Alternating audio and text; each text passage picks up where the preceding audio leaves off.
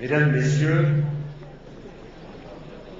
nous sommes tous réunis aujourd'hui pour nous mobiliser pour les habitants du camp d'Ashraf, et je voudrais ici remercier les responsables politiques d'Europe, d'Amérique, qui ont voulu, par leur présence, manifester leur solidarité avec les réfugiés du camp d'Ashraf et autour du Conseil national de la résistance iranienne et de sa présidente, Madame Rajavi. Je parle ici au nom d'un grand nombre de collègues députés. Nous restons ensemble mobilisés sur la situation humanitaire des résidents du camp d'Ashraf.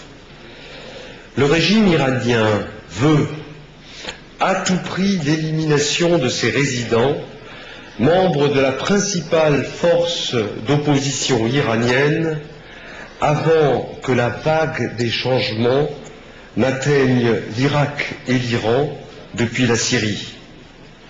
Le régime sait très bien que le mouvement de la résistance iranienne représente la principale force qui peut mener et transformer l'énorme contestation à l'intérieur de la société iranienne vers un changement fondamental et vers la démocratie. Le bilan de 33 années de règne d'une théocratie despotique devrait amener la communauté internationale, en particulier l'Union européenne et les États-Unis, à reconnaître la résistance iranienne et sa présidente élue comme l'opposition légitime et l'alternative démocratique au régime iranien, et en même temps protéger les résidents d'Ashraf.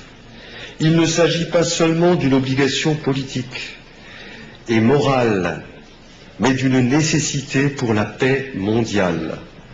La solution durable pour débarrasser le monde du fascisme religieux qui cherche l'armement nucléaire est un changement de régime et l'établissement d'une démocratie laïque à l'attitude non nucléaire.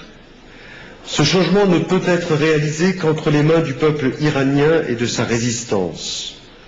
Au cours d'une déclaration de soutien d'une majorité des députés représentant l'Assemblée nationale dans toute sa diversité en mai 2011, nous avons réclamé la reconnaissance de la résistance iranienne et l'établissement d'un dialogue avec le Conseil national de la résistance iranienne.